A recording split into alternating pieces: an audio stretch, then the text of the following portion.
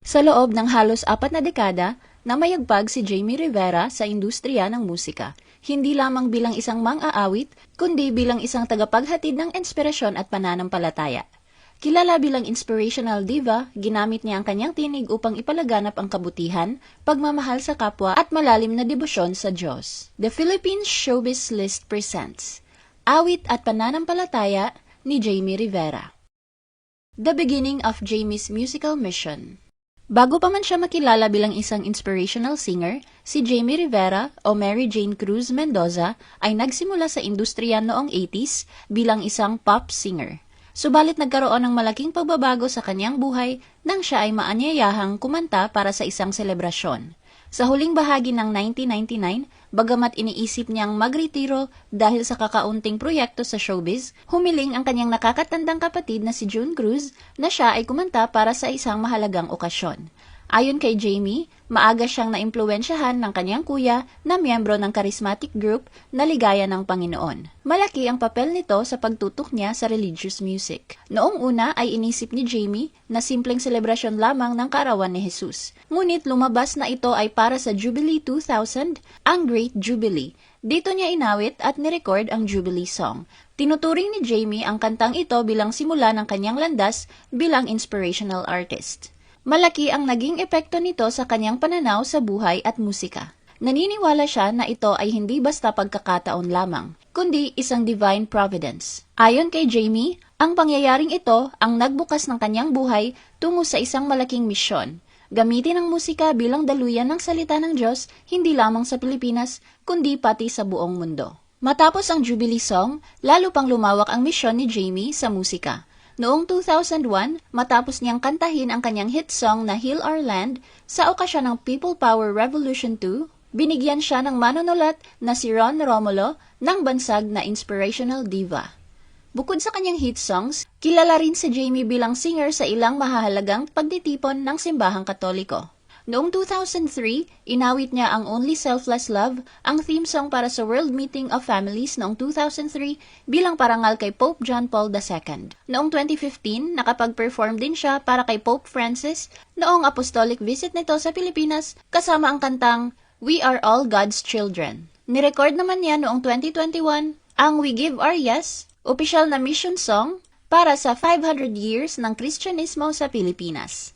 Nakilala rin si Jamie sa mga awitin niya na Tell the World of His Love at Awit para sa Ina ng Santo Rosario. Ayon kay Jamie, ang musika ay hindi lamang fun and entertainment. Naniniwala siya sa sinabi ni Saint Augustine na singing is praying twice. Kaya ang bawat kanta niya ay itinuturing na panalangin na maaaring awitin ng mga tao bilang pagpapalalim ng kanilang pananampalataya at pagmamahal sa Diyos. The impact and inspiration of Jamie's song. Ang mga kantang inspirasyonal ni Jamie ay nagdala sa kanya ng Catholic Mass Media Awards, Hall of Fame, at iba't ibang parangal sa loob ng maraming taon.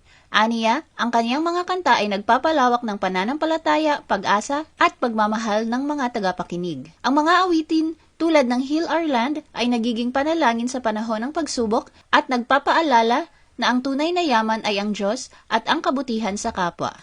Ang mga kanta niya ay nagtuturo rin ng malasakit at pagtulong sa kapwa, sapagkat we are all God's children. Si Jamie ay nagsusulat ng mga kantang espiritual dahil sa pananampalataya at kabutihang ipinapakita ng mga tao sa kanyang mga awitin.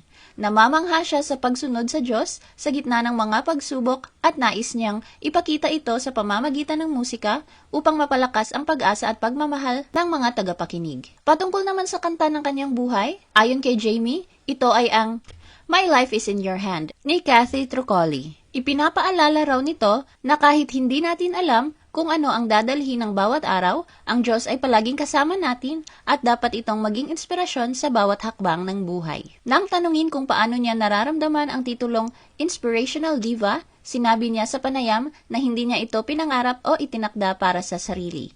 Para kay Jamie, ang titulong Inspirational Diva ay hindi lamang palayaw kundi pagkilala sa paraan ng kanyang paghatid ng mensahe ng pananampalataya at pag-asa sa kanyang mga awitin at sa buhay ng mga nakikinig. Tinanggap niya ito bilang paalala ng kanyang misyon. Gamitin ang tinig upang magbigay inspirasyon, lalo na sa mga naghahanap ng liwanag sa gitna ng pagsubok at paghihirap. Nang tanungin naman kung mas nagiging maingat ba siya sa pamumuhay dahil sa bansag na ito, sinabi ni Jamie na hindi niya kailangan maging sobrang maingat dahil tao pa rin siya. Hindi nga raw siya perpekto, nagagalit din siya, may temper at may sumpong, subalit naniniwala siyang dapat niyang isabuhay ang kanyang kanta sa pamamagitan ng mabubuting gawa at tamang pakikitungo sa kapwa. Faith and resilience, overcoming the loss of her voice. Halos 4 na dekada nang aktibo si Jamie sa music industry. Aminado siya na nagkaroon na rin siya ng mga pagbabago sa kalidad ng kanyang boses ngayon. Para kay Jamie, ang buhay ay hinubog ng musika at ministeryo. Ang pagkawala ng kanyang boses ay hindi lamang isang pisikal na hamon, ito ay isang sandali ng matinding kawalang katiyakan. Ilang araw bago ang inaabangang concert niya noong February 2026, hinarap ni Jamie ang pinakamatinding takot ng isang performer, ang katahimikan. Ang simpleng pagod mula sa madalas na pagta-travel ay lumala at naging mas seryoso. Dumanas siya ng dysphonia, isang kondisyon kung saan namamaga ang mga kalamnan sa larynx na pinalalala ng kanyang rheumatoid arthritis. 2 buwan bago ang concert, halos hindi na siya nakapagsalita at kinakailangang sumailalim sa mahigpit na voice rest, kaya't kinailangan niyang huminto sa pagkanta. Habang papalapit ang petsa ng concert, tumindi ang presyon. Kahit sa huling rehearsal, 3 araw bago ang concert, hindi pa rin lumalabas ang boses niya. Ayon kay Jamie, naramdaman niya ang matinding anxiety habang sinusubukang abutin ang tamang nota, ngunit nabigo siya. Para sa karamihan, ang pag-postpone ng show ay isang logical solution. Ngunit para kay Jamie, ang sitwasyon ay nangangailangan ng higit pa sa strategy. Ito ay nangangailangan ng pananampalataya. Noong February 3, 2026, sa okasyon ng Feast of St. Blaise, patron ng may mga sakit sa boses, nagpunta siya sa simbahan at pinagpalang muli ng pari ang kanyang tinig. Sa kabila ng mga alalahanin ng kanyang mga kasamahan, nanindigan siya sa desisyon na ituloy ang concert. Ayon kay Jamie, kahit may nagtatanong kung pwede bang i-cancel o i-postpone ng show, alam niya sa kanyang puso na sa mismong araw, babalik ang kanyang boses dahil sa kanyang pananalig sa Panginoon. Nang dumating ang mismong araw ng concert, nagbago ang lahat. Bumalik ang kanyang boses at nakapag-perform siya ng buong husay. Jamie's faith and perspective on the Alvin Aragon issue.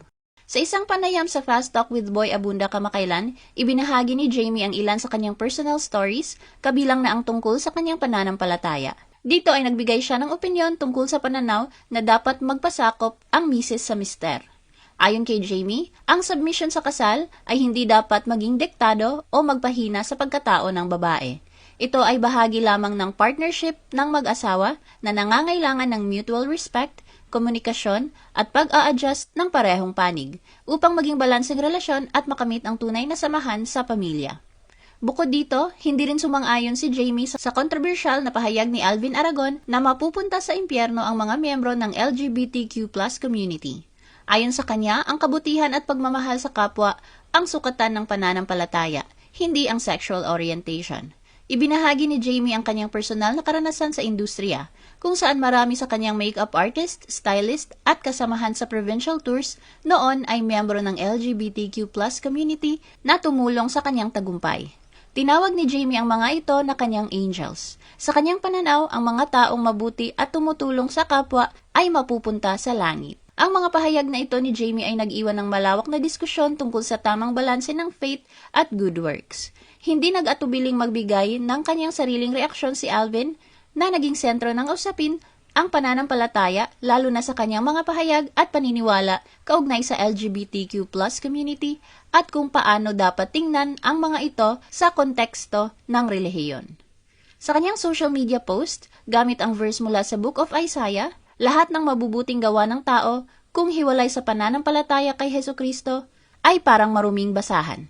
Ayon kay Alvin, kahit gaano ka kayaman o sikat, kahit marami kang bahay, sasakyan, o kahit na nakatulong ka sa maraming tao, kung hindi ka naniniwala kay Jesus, hindi sumusuko, at hindi nagsisisi sa mga kasalanan mo, kabilang ang iyong sexual orientation bilang bakla o tomboy, mapupunta ka pa rin sa impyerno.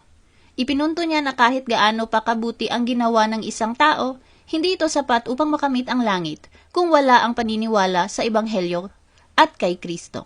Binanggit mismo ni Alvin si Jamie bilang bahagi ng kanyang halimbawa. Na sa kanyang pananaw, kahit mabuti ang ginawa, kung walang pananampalataya, mapupunta pa rin sa impyerno. Sa gitna ng usaping ito, nanatili si Jamie sa kanyang prinsipyo, bilang isang inspirational diva at debotong Katoliko. Ayon sa kanya, ang pananampalataya ay hindi dapat maging dahilan ng panghuhusga o pagkakahiwalay ng tao sa kapwa. Para kay Jamie, ang tunay na sukatan ng pananampalataya ay ang pagmamahal, kabutihan at malasakit sa kapwa, anuman ang kanilang pinagmulan, kasarian o buhay na pinili. Ano ang masasabi mo sa video na ito?